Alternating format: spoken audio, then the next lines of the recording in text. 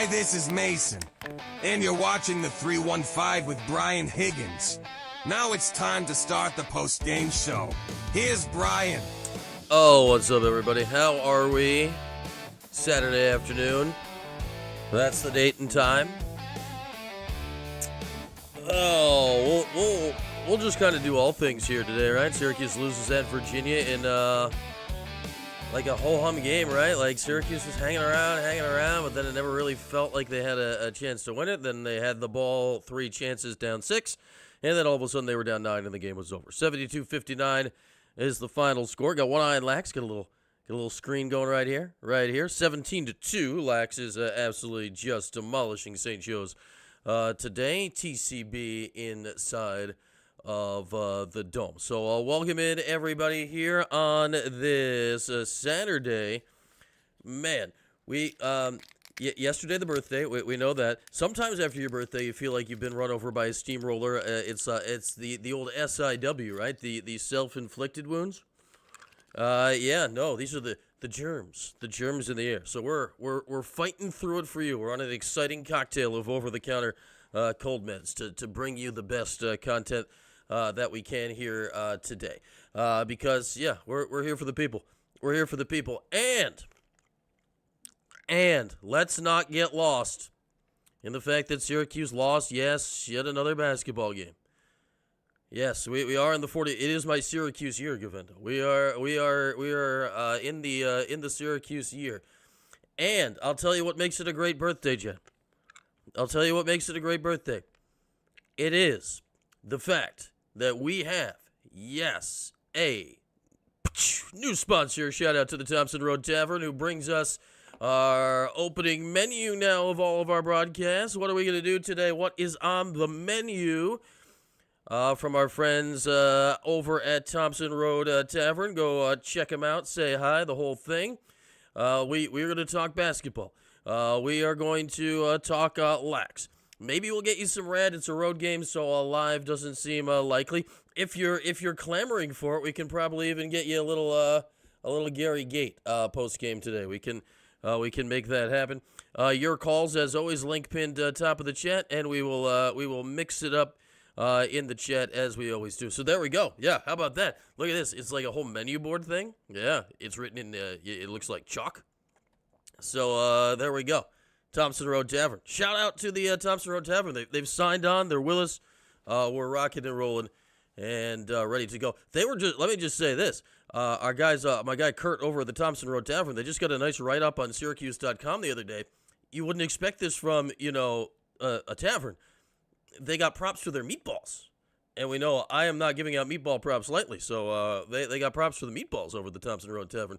Plus, they got catering going. Go check out their Facebook page for more information. They got game day specials for football, hoops, and lax. And they got all sorts of things. So shout out to our friends over at the Thompson Road Tavern. And look, now their logo's at the bottom of the screen.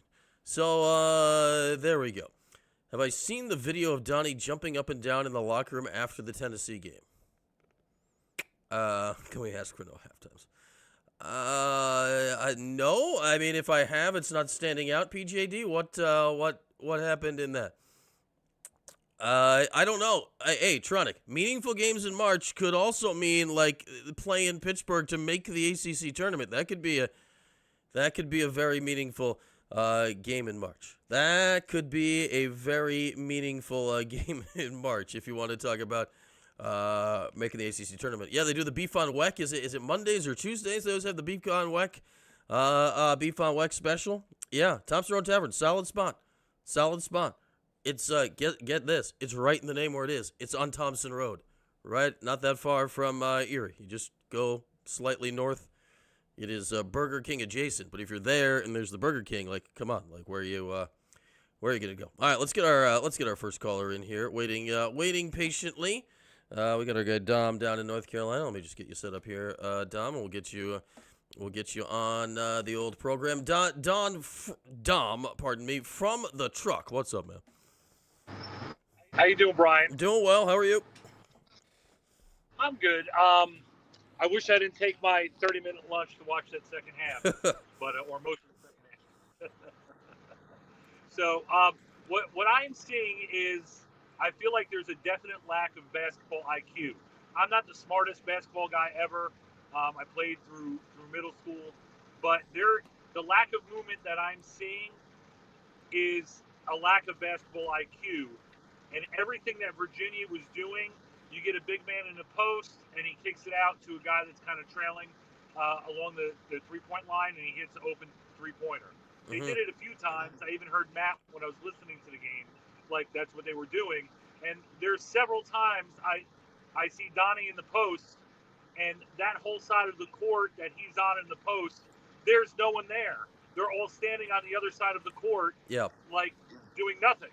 So why is someone not coming out around the 3-point line on the side that Donnie is on, and doing what Virginia was doing? And so a lot of times, I do have to listen to Matt just being at work, and especially on Saturdays when the game's on, and that is what is just baffling to me. And these ups and downs is bipolar. Just we're playing well, we play bad. We play well, we play bad. It's when the offense is moving when they move, and I just don't get. And we've talked about communication before. I can't imagine that Red, knowing basketball the way he does, hasn't said this to them. And I mean, this is why I don't like NBA, because it's boring. A lot of people standing around doing nothing all the time, and just giant trees in the forest, putting a little orange thing through a hoop. So, this team is better than last year. It's more fun to watch than last year, but it's also maddening because they're way better athletic wise.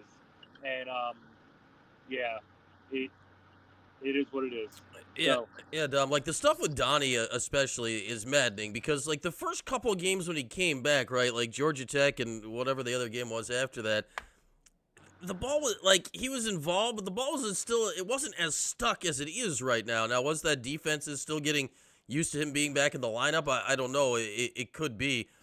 But it just seems like the ball goes to him and that's it, right? Like eventually he's going to shoot it.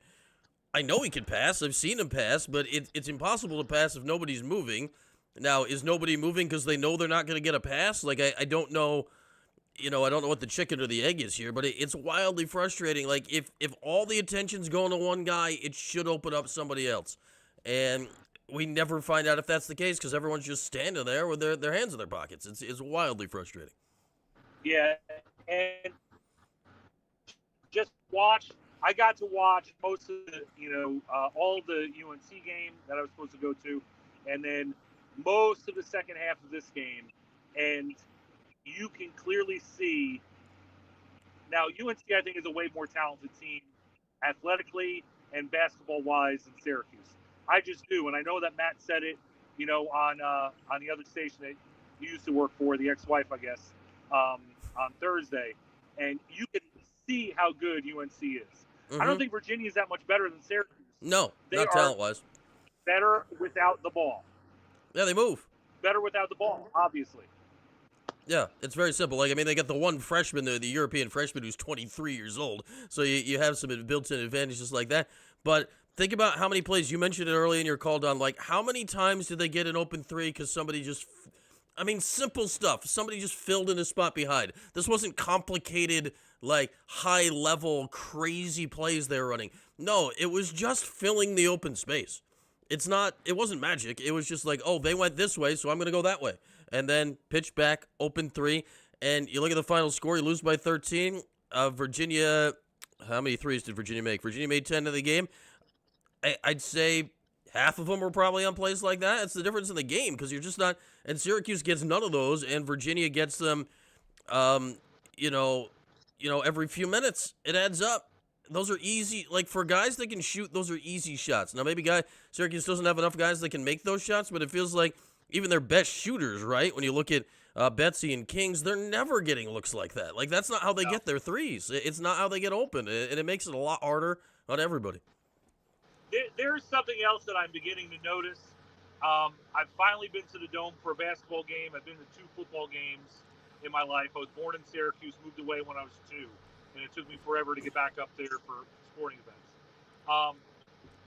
Syracuse is. Let me phrase it a different way.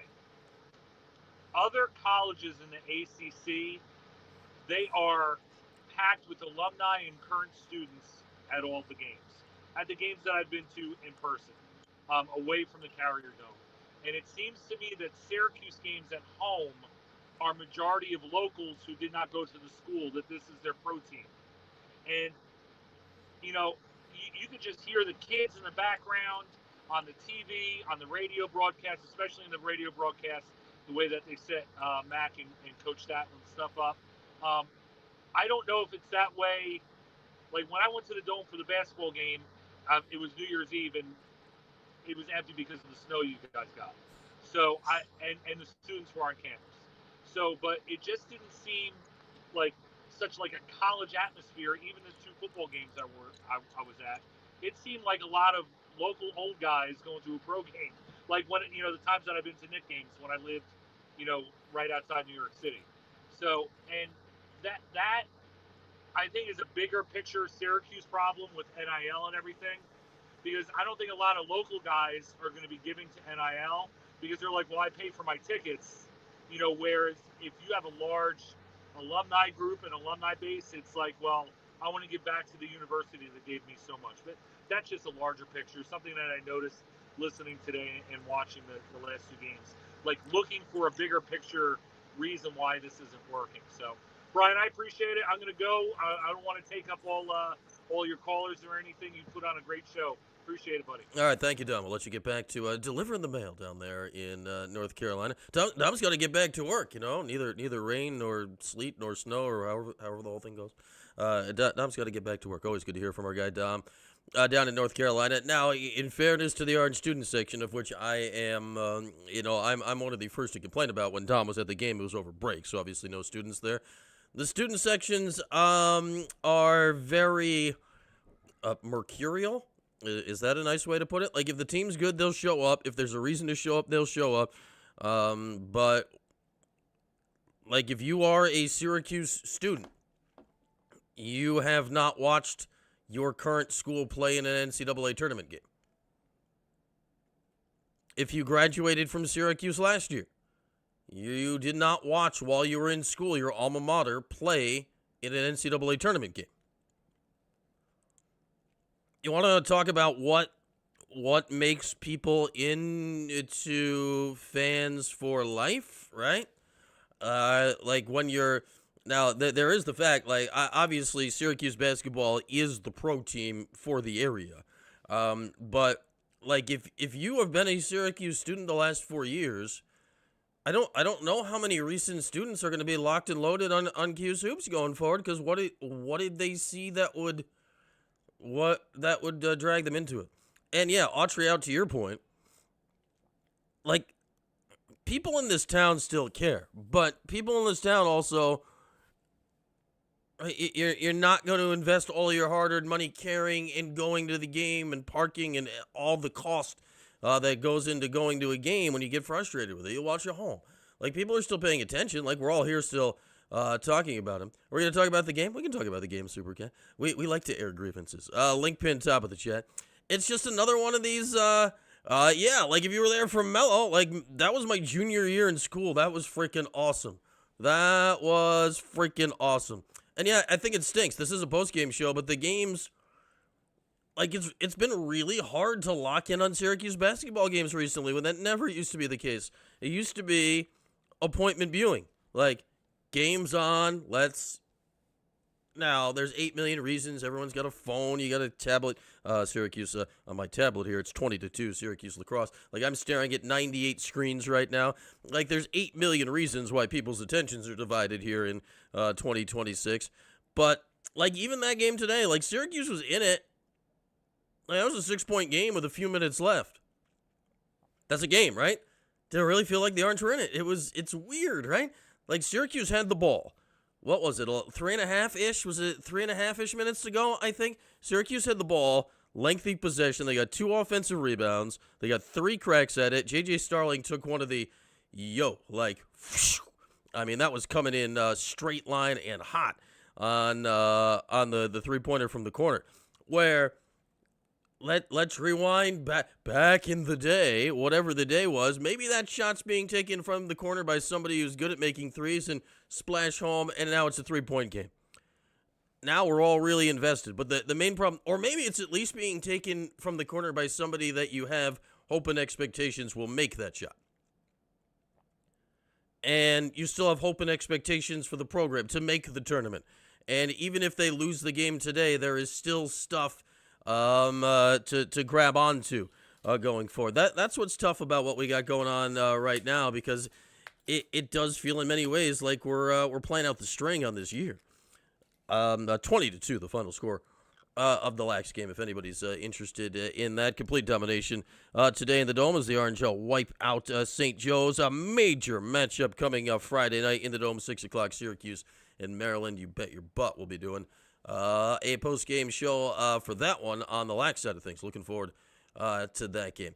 Yeah, guard play, it's one of those things, fella further, like, it's not the same thing every game. It's weird. Like, Donnie Freeman, what did he do today? 5 points, 9 rebounds, had one nice play and got teed up yapping after it. Like, you look at the game, like George 19, Kiggs 13, Starling 13. You're starting 3 guards. You know, that was essentially the entirety of your offense. It's weird because it's not literally the same thing every game. It just feels the same. I don't know, it's just a vibe thing. Like, on Monday against North Carolina, a very, very different game. The vibes, though. Like, a very different game. You're down by 30, rally back. Like, the vibes are just interested, and it's unfortunate. It's very unfortunate. Carolina only beat Jacksonville by 1. Shout out John Galloway, our guy Galloway. Yeah, it's tough. And then there's the Cayenne thing. I don't know what Redskins. I don't know if like Cayenne literally not playing today. That's you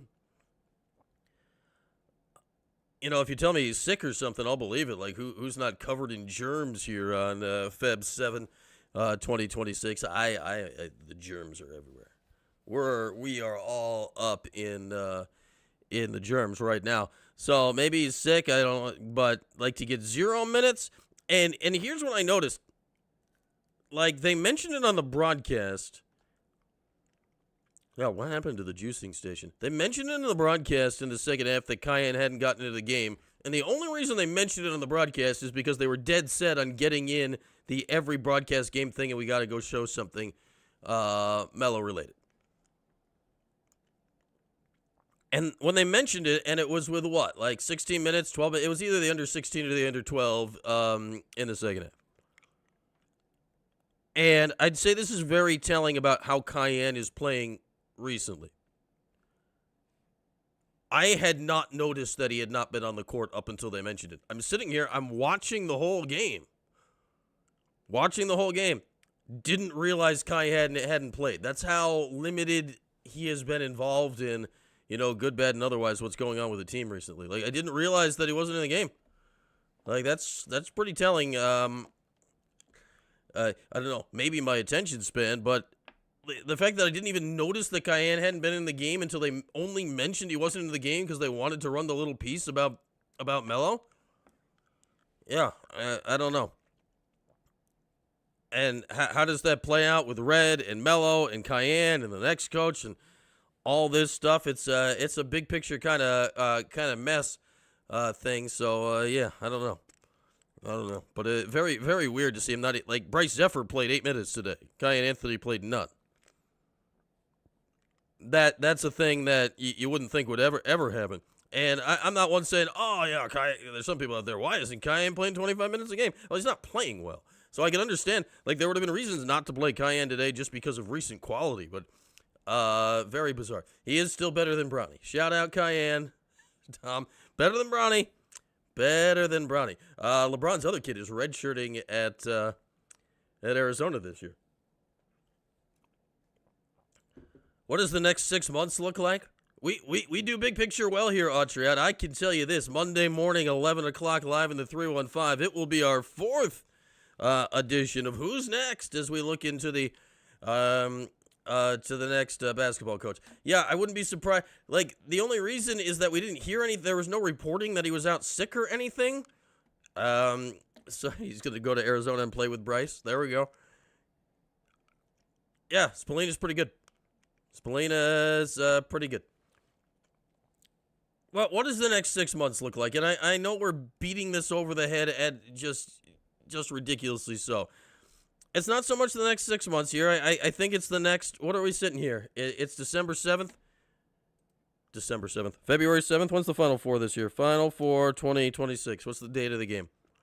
The championship game is scrolling. Where is it? Is April 7th. So we are 2 months from today is the title game in Atlanta, Mercedes-Benz Stadium.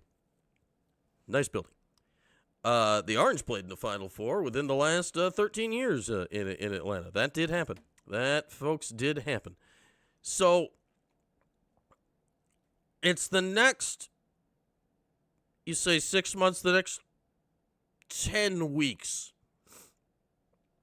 The next 10 weeks are really, really, really important here. And link pin top of the chat if you'd like to join the show.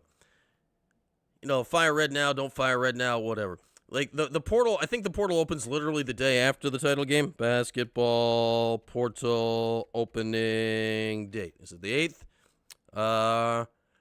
The 7th? It's opening the 7th. It's opening before the championship game. So, whatever. Like, the season ends, then the portal opens this year. And then the portal this year is only open for 2 weeks, the 6th through the 20th. So, whatever the timing plays out with Red being relieved of his duties, as we keep assuming this is going to happen, that your main key is, like, right now, John Wildhack and whomever is going to be in charge of this decision, that you need to be not just working on your list, you got to be getting ready to go. So, like, the second the Syracuse basketball season ends, you are in a go position for launch. Now, you may need to technically wait till some other team's run and the tournament is over, depending on, like, if it's a Josh Schertz type, or if you're going after Jerry and Jerry makes the tournament, or, you know, whatever.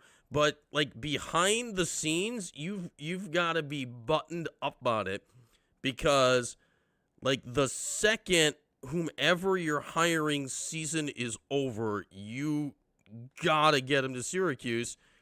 So, from the Cayenne angle, from the Sadiq White angle, from whatever angle you want to talk about possible players returning, because the portal date is pushed back, if you're a new head coach in Syracuse and you get the gig, say, on March 28th. Yeah, I don't know, March 28th. You'd have 10 days. You'd have 10 days to get ready, right? To get your ducks in a row, see if there's anybody you want to retain, see if it is capable to retain them, and then go. And then, to your point, Andrew, like, that's a major thing. Like, I really don't know who's going to be running this whole process. I don't know who's going to be running this whole process. Thank you, MJ Park. I'm glad to have made the Syracuse basketball season tolerable for you all. Link pin top of the chat if you'd like to join, talk about this game or whatnot. There's some rumblings out there, fellow Ferda, that he may be retiring sooner than later. I don't know. Like, it's rumblings. Nothing has happened as of yet, but there's stuff out in the universe of what may or may not be happening. And again, it's all conjecture and who knows what. Like, none of it's actually happened yet. But, like, as we sit here today, if we're assuming that there's going to be a coaching search within the month here, I don't know who has the top of the billboard, top of the billing power to pull the final trigger on a hire. I'm not entirely certain. Like, is it Wildhack? Is Siverud still involved? Is whomever the new chancellor going to be identified to the point that they're involved? Rumblings of Wildhack retiring, Autry. Heather Like, the former Pitt AD, has inserted herself into the mix with some mysterious role. Yeah, like is Melo's hands in the pie or not? I don't know. Like, and this is one of these things where it's bizarre, not to know. You still don't know who was sitting with Boeheim at the last home game. The vice chancellor Mike Haney was sitting next to Boeheim, who, again, I don't think anything's done there, but it sounds like he's at least in the mix, maybe to be the next head coach.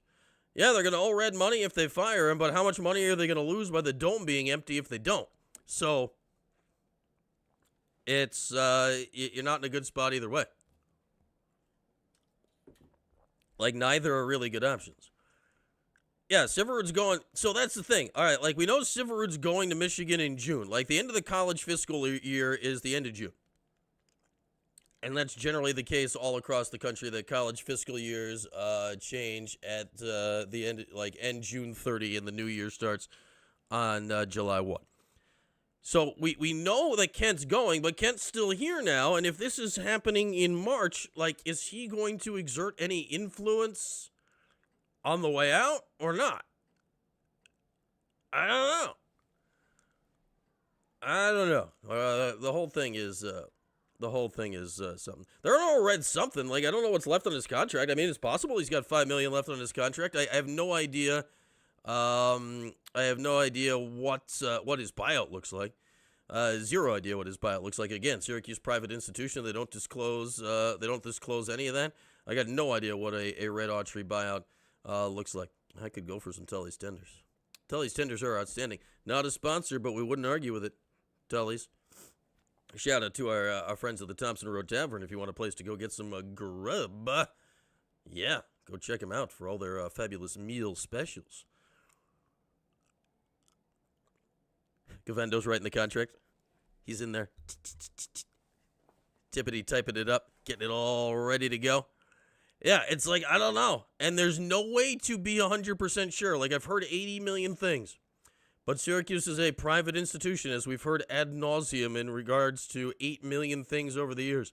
I have no idea what it is. And honestly, MJ Burkett's worse than that. Like, by the end of Dino, it's not that people had turned on Dino. It's just that people were like, all right, we're kind of done with this. Like, we're just kind of done with this. This isn't interesting anymore. But this is turned. Like, that was just, like, that was one thing. But, like, with Dino, people are like, blah. And then he got let go, and then Fran got hired, and we're like, who the hell's Fran? And then he did all the stuff he did right away, and it got exciting real quick. So, it's very interesting. If the $5 million buyout is somewhat accurate, does that make SU go the cheaper route and hire GMAC? It's a fantastic question, JM. Because the other thing, with Dino, that cake has got to be dry as hell by now, Joe. He put that thing in the oven. It was sitting in the oven for, he had that cake in the oven for 8 years. You gotta toss a toothpick in to see if it comes out, see if it's still moist, or see if it's done. I don't think he ever tested the cake for doneness. I don't think he ever tested it. You gotta, get in there. Test out the old cake. Get something in there. So, when it comes to that, like, people just kind of blah on Dino. With Red, Sean, it's much worse. Like, with Dino, it was disinterest. With Red, it is legitimate anger. People are pissed. And they're just like, Like, people are mad right now. And I feel bad for Red because the anger gets pointed at him. I don't think anyone's really mad at Red, but it just comes off that way. Yeah, I have no idea what his contract says. Like, this is all just guessing. From what Boeheim said, there's a tiny little bug flying around. Where'd that thing come from? From what Boeheim said on that podcast a few months ago, that he thinks Red should get 5 years, that makes me think that Red signed a 5-year contract. So, again, is that based on facts? No, but that's kind of a logical mental step to take. Most coaches' contracts have some sort of buyout in regards to all of their remaining years. Boeheim was making, a little north of 3 by the end. He was one of the best deals in college basketball for many, many, many years. To your point, Syracuse, gave Red the job. This was not a competitive bidding situation. I don't know what Red is making. If you told me he's making 2.5, sure. If you told me that means he has $5 million left on his contract, I'd believe that. I don't know if that's true. If his buyout said you're fired today, we owe you half that, we owe you all of that, I don't know what it says. Dino was let go, I believe, with 1 year left on his contract, and I think he got basically all of it. But to MJ Burke's point now, every coaching contract, unless your lawyer and your agent is just a total imbecile, has some level of buyout in there. If you have a contract that doesn't have a buyout in there, your agent is a moron. And if your contract, here's the other side of things. If your contract doesn't have an offset clause, right, that you have to seek work elsewhere and that whatever money you make elsewhere gets subtracted from the total the schools owe you, then the negotiator on the school side is an absolute moron. From all my understanding, all of the normal stuff one would have in contracts is in Red's contract. But to everybody's point here, I don't know how much money Syracuse has in a competitive coach-searching market to go get it. I have no idea. Yeah, it's the thing, Bruce. It's one of these things you got to look at it. Say you owe Red $5 million. I know to all of us that sounds like an ungodly sum of money. To a major athletic department, it's a lot of money, but it's not an ungodly sum. It's not as crazy as you'd think. You got to look at how much they're losing by not filling the dome, right? How much money is the university losing by, real butts and seats having declined exponentially here over the last few years? It's got to be a ton of money. So you can look at that and say, hey, man, we got to stop that, just so we don't lose that money anymore. I don't know. It's not a great start. But if you're to go after a guy like Josh Schertz, the St. Louis head coach, who's one of the hottest mid-major names out there right now, and we'll get to him in our Who's Next series at some point, maybe on Monday, maybe not. Maybe we'll get to a guy on Monday that won a big game last night at Madison Square Garden. Maybe not. I don't know. You'll have to tune in on Monday to Live in the 315 right here at 11 a.m. Link pin top of the chat if you'd like to join the show. As always, hey, our new sponsor. Whoop, down. Thompson Road Tavern. Go there. It's on Thompson Road. Where? Is that technically Syracuse? That might be East Syracuse? I don't know where the line is. It's on Thompson Road. Go to the Thompson Road exit on 690. Get off the one that says N, because you need to go north. And then drive a little bit, not a lot, and you'll be there. Very simple. Very simple. Yeah, Cayenne could be sick. Who's not sick right now? If you told me Cayenne was sick, I would believe it in a heartbeat. Though we've already gone to Red. Let's see if we have any Red comments floating around the Twitter space anywhere right now. Think about the Red explanation we got for Donnie not starting a couple of years ago. A couple games ago. A couple of years ago. All right. We got... Oh, okay. All right, Red quotes vis-a-vis the WAER Sports Twitter account. On Cayenne, quote, no injury concerns. That was just my decision, end quote. Well, can't be much clearer than that. A DMP CD for Cayenne Anthony today against Virginia, which is very, very interesting for a lot of reasons, right? A, Cayenne has not been playing well. I could come up with a legitimate basketball reason to be we probably shouldn't put him on the court. B, Carmelo Anthony. Carmelo's Instagram during the last game.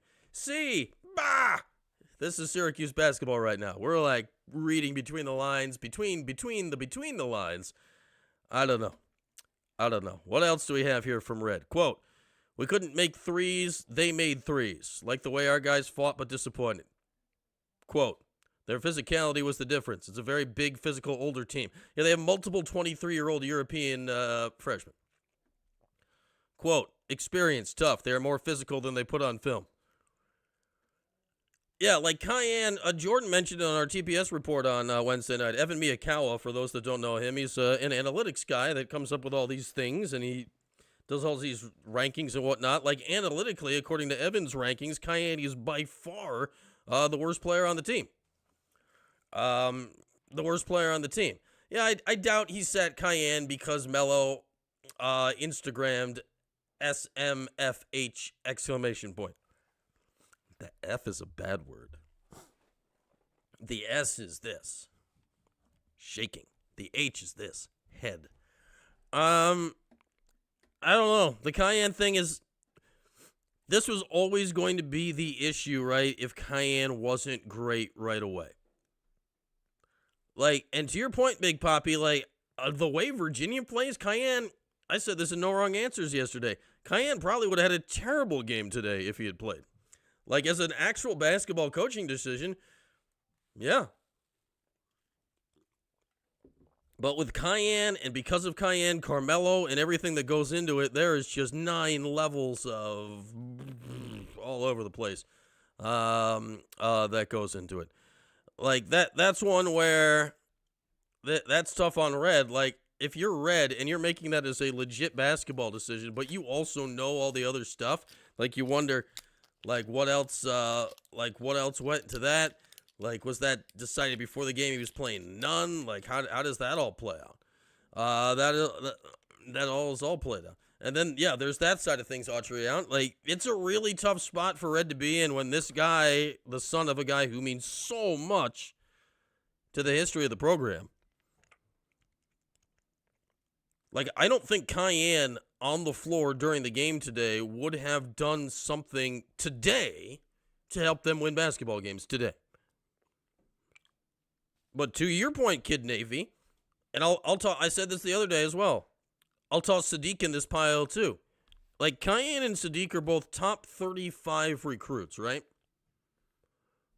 Now, are they AJ DeBansa or the kid from Kansas or everybody at Duke or, there's a ton of stud freshmen this year? No, they're not one and done types. Do we think maybe they could be? I mean, the dream always flickers into your head, but I don't think anybody quite believed that. With Cayenne and Sadiq. Cayenne and Sadiq are both playing like freshmen. If you told me buy or sell Cayenne and Sadiq long-term, I'd still buy both long-term. Like, I'd take my shot on them both long-term. A 3-4 year college career. Unfortunately, just in today's landscape, that's not how college basketball works anymore. Like, I can envision junior Cayenne Anthony and junior Sadiq White being really good basketball players. I just don't know what team that's going to be on and who's going to be coaching him or where it's going to be. Yeah. Like, if you told me they're both somehow still here in 2 years playing for the next head coach and it worked out, I could see that happening. I'm not saying it's likely. Like, it could happen. Well, what did Sadiq do today? Sadiq played 2 minutes. That's not many minutes. Like, the Sadiq stuff makes no sense because Red has constantly, like, for whatever ills Sadiq has put out there, effort has not been his issue. So Sadiq, 2 minutes, 2 points, 1 foul. That's kind of weird. Yeah, I don't know. Who was 55? That's our boy Bryce Zephyr, Big Poppy. You got to be all up in the Bryce Zephyring. You got to know the Zeph. That's what we call him. We tight. We call him the Zeph. Link pin top of the chat if you'd like to join the show here today. After Syracuse loses at Virginia today, and just like another, it was kind of bleh. It was kind of bleh. Is that the way to put it? Bleh. Yeah, I don't know. I'm going bleh. It was just kind of bleh. Like, it was a game where Syracuse was never out of it, but then at the end, were they ever really in it? Like, the Carolina game on Monday, they were out of it. And then when they got back into it, they weren't really in it, and then the game was over. This game, they were there. Like, Syracuse was there the whole freaking game. Just hanging, right there. They were there. Then you look at the final numbers of the game, of what decided it. Syracuse gets out-rebounded by 10, out-second chanced, pointed by 10. Gets crushed on bench points. Doubled up in assists. Virginia very good at the ball movement with their first-year head coach, Ryan Odom, who came in from VCU. Like, Virginia did a lot of the quote-unquote simple basketball stuff better today. And that's how they won.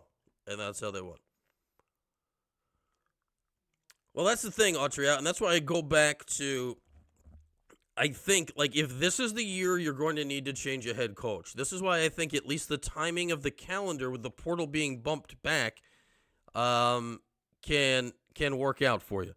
Because it at least is going to give the next person a chance to meet with those guys before any final decisions are made. And yes, I know stuff happens before and whatever, but they will have a chance to actually meet and discuss and figure it out. So, yeah, that's the thing, Kid Navy. Like, watching the game, did anybody actually think Syracuse was going to win this game? Like, the Orange are hanging in there, then all of a sudden they're down 12, whatever, in the first half, then they got it back within 3 at halftime. It's like, oh, that's cute. Then they're down, they just kind of spent the whole second half down like 8. And then, you got it down with 6, and you had that possession down 6, 3 chances. I'm like, all right, if they're going to have any shot in hell, this is the possession that needs to go in. Miss JJ with that just line drive thing. And then whatever happened on the third try at it, Virginia goes the other way and won. The game's over. The game's over. Yes, the calendar will help anybody looking for a coach, JM. But I'm saying, like, if this is what Syracuse, like, look back 2 years ago when the transition was made to red, right? When the portal opened 2 weeks earlier than it did now. Now, they got JJ right away. And, yeah, they had a quick transition. But if Syracuse had to do a full coaching search then after Boeheim left, they wouldn't have had a coach for a few weeks, and they would have been in the weeds. This year, like, I know everyone's like, fire him now. I'm like, well, to what end? You can wait here. Even if you wait until after the season is over to officially make the move, you have time, as long as you're getting your ducks in a row right now, to make the move, make a hire, and get a lot of things set up before the portal opens. So I'd say for any team that's changing a coach right now, JM, it's a much better situation to be in than if you were changing a coach 2-3 years ago. Like, if you were doing that a couple of years ago, you were just in a big old mess. Big old mess to be able to turn it around. Link top of the chat if you'd like to join the old program today. So for some reason, my tablet, now that the lacrosse game is over, wants to show me Barcelona versus Mallorca soccer. I don't know if we're going to do that. I don't think I want to be in on, and it's sunny there? This can't be live. How could it be? It's 8:30 at night in either Barcelona or Mallorca, and they're in a sun-splashed stadium. I don't think that's live. I don't like that at all. Go away. So what? Well, I mean, JM, that, yes, to your point, exactly. But, well, yeah, that's why, because they have no high school kids coming in, Fella, just like the timeline. If Syracuse wants to be anything next year, they need to be ready, whomever's in charge, to kill the portal this year. So to have somebody, like, in charge, and that's why I wouldn't be against keeping Alex Klein, right? So there's at least a little continuity as far as something, right? For a new head coach to walk in and just get moving. Now, obviously, any coach would know things. They're going to be getting ready for their own portal stuff. Yeah, like, and if it's a St. Louis coach, if you get a mid-major coach, and they do what a lot of these coaches have done, and we saw it with Indiana football and a lot of teams like that, and they bring it, we're seeing it, the North Texas football head coach just went to Oklahoma State, and he brought his quarterback and the whole thing. Like, if you get a guy like Schertz, and he brings the system and a few guys to get the system going, you can hit the ground running. You can absolutely hit the ground running. But I think the timing, in theory, works out like a lot better this year if you're Syracuse than it would if it were 2 years ago. All right, let's get our guy Govendo in here. What's up, Matty? How are you? It's fair enough. I'm at a loss for words. I mean, we are in such a shit position right now. It's not good. It's disgusting. Absolutely disgusting. You leave our future talent on the bench. You don't play them at all. Not even, I mean, even Cayenne scored. I'm not saying he's the best thing since sliced bread. He's not his father. That's obvious. He's going to have growing pains, but he just scored 10 against UNC pretty well. And Donnie and JJ show, that's getting out of control. How do Yeah. we get to the basket? Throw the ball off the back of the iron every layup. You know, Donnie's throwing the ball away, trying to make his way through the middle. There's three guys waiting for a pass. Donnie's not going to pass that ball, and he ends up slipping out of his hands. And what are we doing? Like, I'm just looking at the box. Govendo, Donnie had 4 assists. That shocks me. That shocks me that he had 4 assists because it just feels like whenever he gets the ball now, like the one way or another, the possession feels over. Like it's How going many up. one pass possessions did we have this game? That would be a great stat if the box score had something like that. But I look at total assists in the game. Virginia had 18 assists. Syracuse had 9, and Virginia only made 1 more basket than Syracuse. That's very telling. We had 35 one possession last game. So I wonder how many one possession we had this time, one pass possessions. You know what I mean? Because that's like we're not getting the ball around enough. We're not moving the ball around. We can barely hand the ball off, let alone pass the ball. Like I'm really at a loss. I'm upset with the program. Not I mean, you could blame everything. Every single from the person who stuck us in the ACC 10 years ago to the, because chasing those football dollars, you could blame the AD, you can blame Red, you can blame the players. We're not getting any effort or energy from anybody, and it's a meltdown. And now, it seems like there's kickback from the shake my effing head comments that Cayenne's not playing now after that. Yeah, the timing of that is not a great look for anybody, Matt. Like, who knows if who knows what that had to do with it. But the timing of that's not great. Like, for Cayenne to, like, I get it. Yeah, Cayenne had 10 points against Carolina, but let's not kid ourselves. He's not playing well right now. But for him to go literally no points and it's a coach's decision, it's not a great look for anybody right now that happens. And again, it's a weird situation, right? Like, this is not a situation a lot of coaches or players have to deal with. But that's just like another in the long laundry list of questions now that Red's got to deal with. I hate it. I hate where we're at. I dislike it very, very much. I feel you there. On a lighter note, my son ended the career of a Liverpool wrestler today. Oh, A wrestler who took a swing at him Oh. in a match. Like I've heard Connor's that's a frowned kick- upon. Yeah, it didn't go really well for him. So Connor, being a kickboxer, all he did was he just dipped underneath it. The ref called timeout, and then they went after it. Then the other kid starts puking, and then my kid just finally yoked him up and got a lot of points. It was a cool match. So the career has ended. All right, swings, throw, and vomit. That story had a lot of that story had everything. That had a lot going on there. Congrats to your son. Are they in sectionals now? Where are we at? Or what's going on? Yeah, he was in sectionals today. Okay, cool. Well, hopefully he keeps it rolling. All right, Matty. Good to see you, man. Thank you. Take care, bud. All right, there he is, our guy, Matt Govendo, who last week in the postgame show won free beer.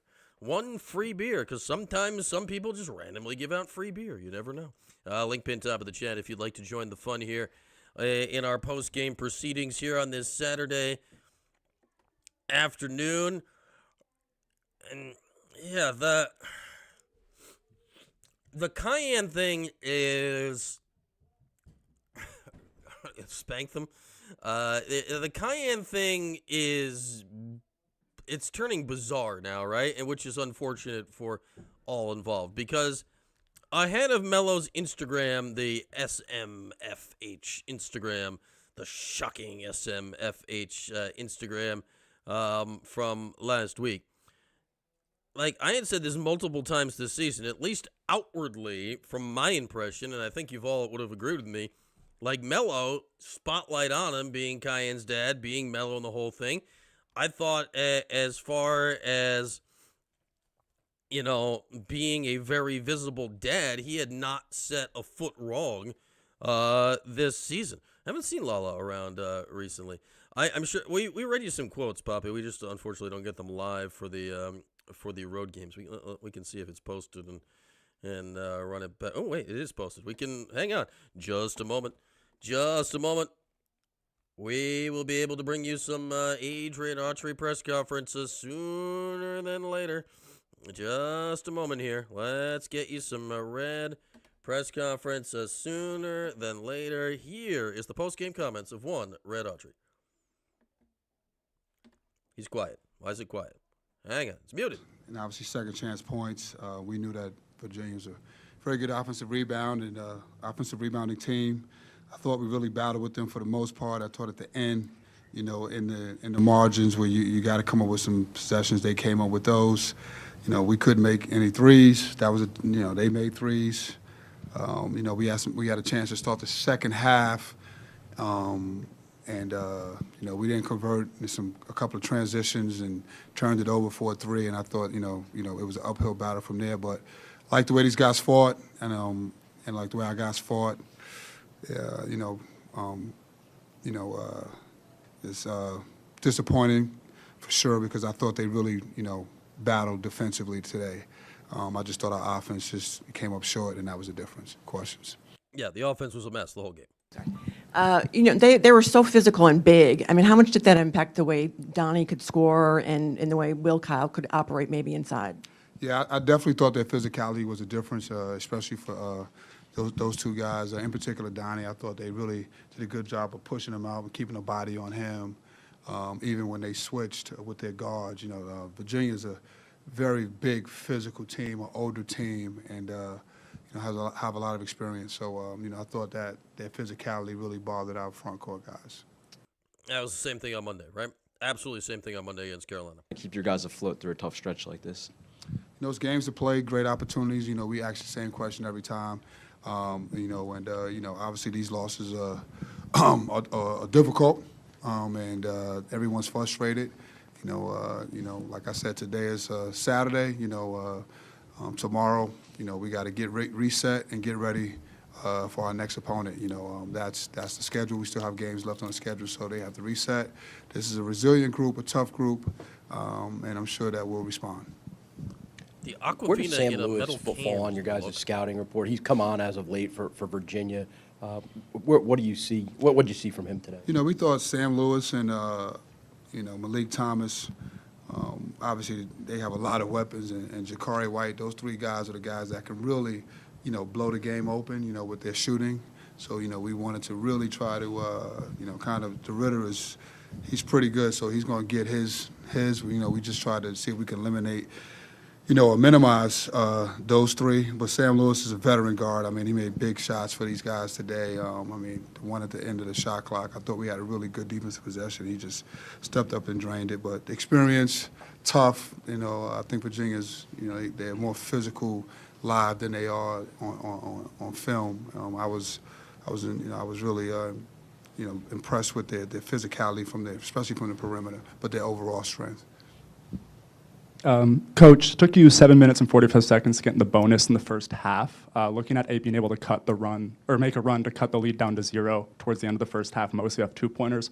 To what degree did sort of being in the bonus give you a lot of leeway and help you guys cut that lead to 0? Yeah, I think we wanted to come in and be aggressive. We knew that they would, they fast. They want to speed you up. I thought we did a really good job in the first half of finishing in the lane. Finishing strong, attacking and getting into the bonus. And I think that allowed us to keep going forward. The second half, I didn't think we took the strong enough shots that we needed to take to finish in the paint, and that was the difference. Red, how much pressure does Red just looks tired. taking so many more threes than you? And of course, they're going to make a few more, but just the amount of threes that they took. Yeah, they shot 30. We couldn't make any, and we only got 11 up. And again, the way some of it is stylistic, some of it is, again, they got more opportunities because of the offensive rebounds. I thought that was really the key that really separated them. And obviously, early on, we pressed a little bit, so they got a couple up there. But a lot of their threes, because they're such a good offensive rebounding team, and they really work on kicking it out, getting to guys. And they push the ball. And their defense, their defense will speed you up and make you take some quick shots as well. But I thought they just did a good job of, offensive rebounding and kicking it back out, especially late. I thought some of our threes, and then we turned it over. It was a couple of when we turned it over that we couldn't get back and defend the three-point line. The YouTube closed captioning is on the struggle bus. Was there a reason for holding him out of the lineup or any injury concern with him at all? No injuries concerns. It was just, my decision. Again, it was something that this is a physical team, experienced team, and I just, that was just my decision. Nothing else, no injuries, anything like that. It's no narratives about any of this stuff, man. I just made the decision. That was just my decision that I made today. Oh, there's narratives, Red. There will be narratives of why Cayenne didn't play today. Many, many narratives. So many narratives. His, high defensive style of play. Yeah, I thought Bryce had, for the last 2 weeks, he's been really good. I think he's practiced really good. He gives us a sense of physicality and toughness on the perimeter, and also a guy that that is looking to get people involved.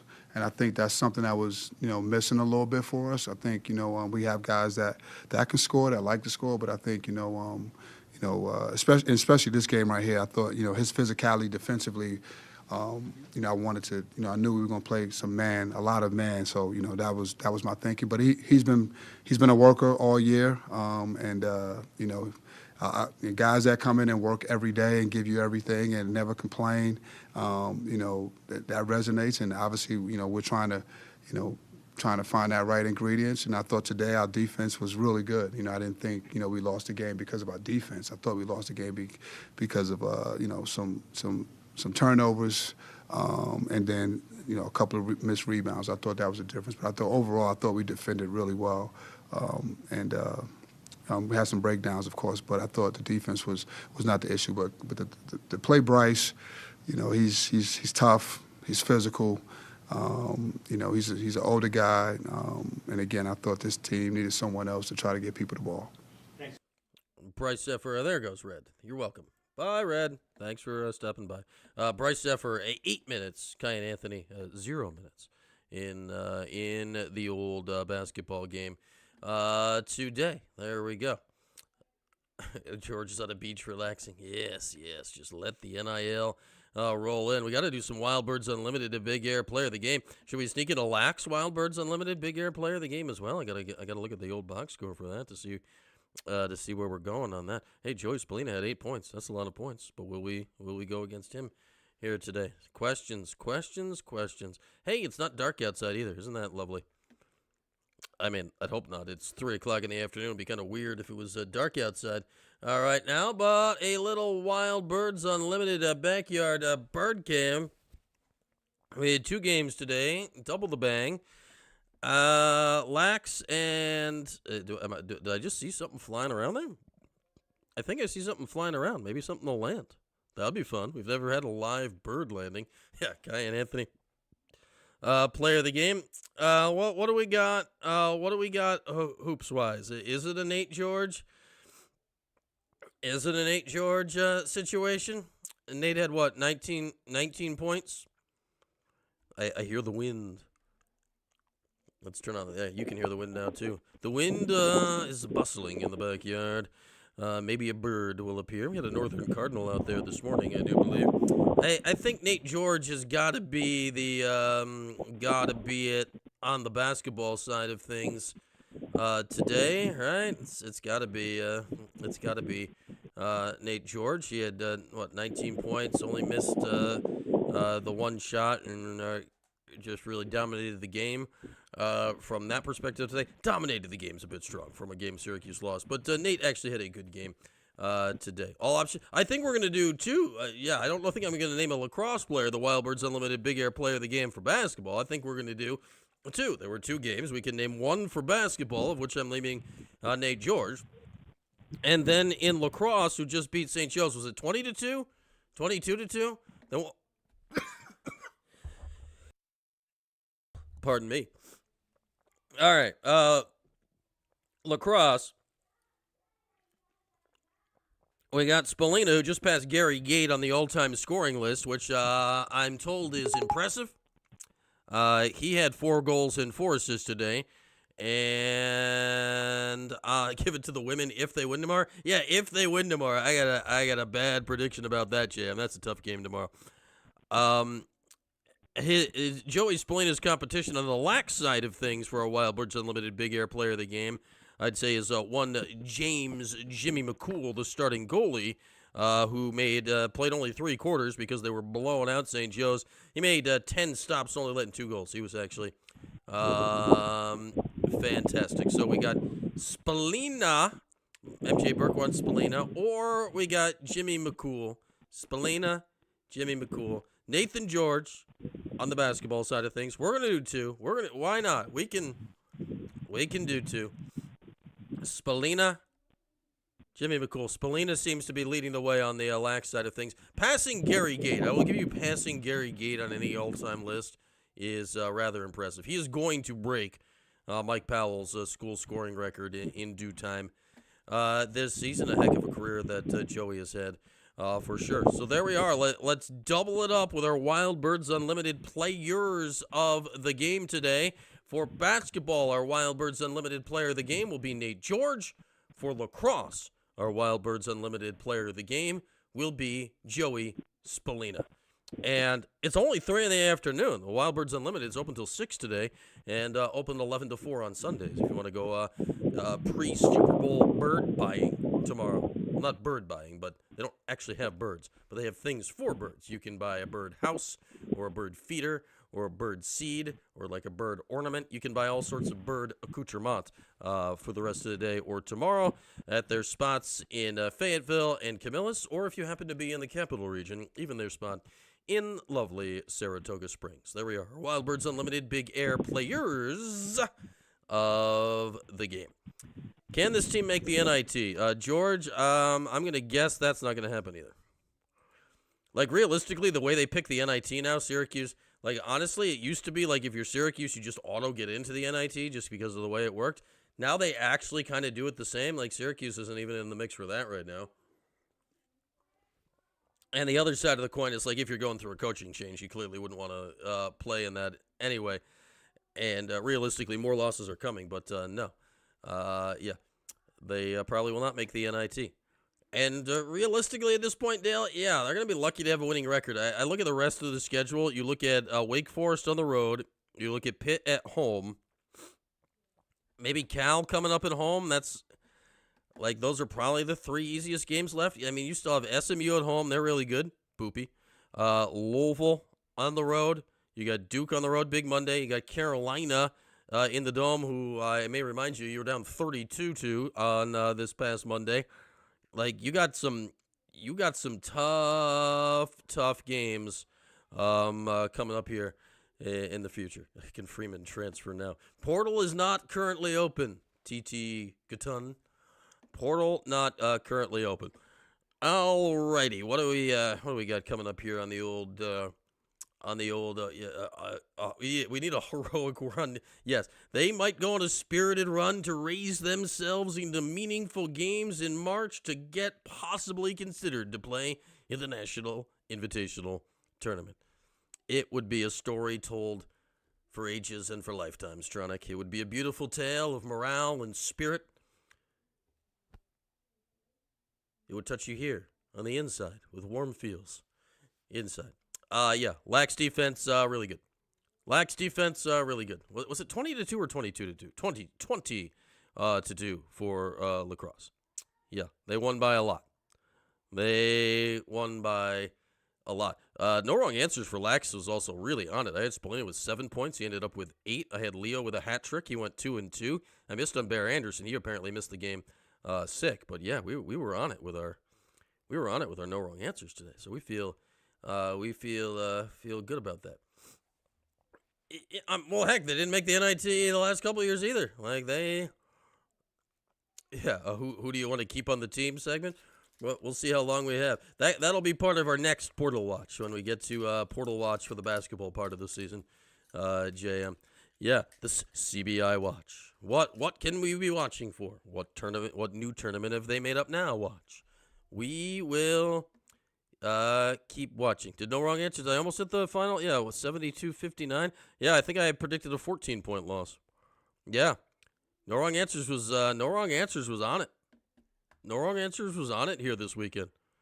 It's usually actually very wrong, despite the name, but we were on it this weekend. We feel good. Super Bowl tomorrow, yeah. Still sporting the Super Bowl 42 shirt. Back in the good old days. David Tyree, the helmet catch.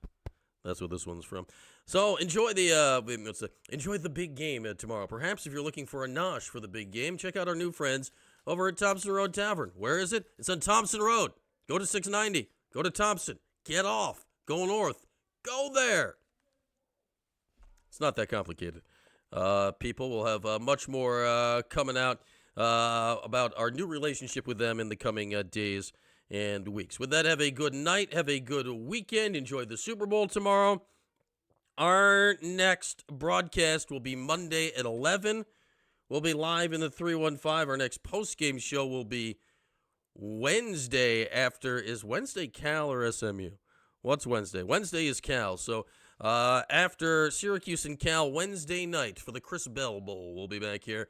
And then we'll have a TPS report on Thursday. And we'll do postgame for Lax. Cuse-St, Maryland. Top 3 matchup coming up on Friday. So looking forward to all that. Have a great rest of the weekend, everybody. Thanks for hanging out here on this Saturday. Thanks for watching the 315 with Brian Higgins. Don't forget to like, subscribe, and turn your notifications on. We'll see you next time.